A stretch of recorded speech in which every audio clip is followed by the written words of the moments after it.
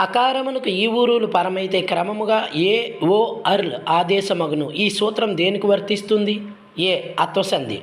అత్తునకు సంధి బహుళమైతే అది అత్వసంధి అంటారు. వృద్ధి సంధి. అకారమునకు ఏ ఐలు పరమైతే ఐకారము, ఓ అవులు పరమైతే ఔకారము అంటారు.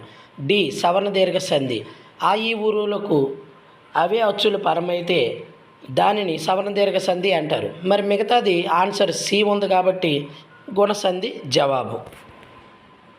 మానవ చరిత్ర ఇది ఏ సమాసము? రెండు అంతకంటే ఎక్కువగానే నామవాచకాల మధ్య ఏర్పడే సమాసాలను ద్వంద్వ సమాసం అంటారు. పదంలో సంఖ్య గల సమాసాలను ద్విగు సమాసం అంటారు. అందు నన్ గురించి తెలిపేది సప్తమి తత్పురుష సమాసం అంటారు. ఇక మిగిలింది మానవ చరిత్ర, మానవుని యొక్క చరిత్ర. కాబట్టి జవాబు సి షష్ఠీ తత్పురుష సమాసం.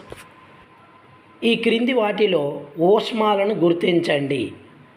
జవాబు బి షే ష స హ. శార్దూలం పద్యగణాలను గుర్తించండి. జవాబు డి మస జస తతగ.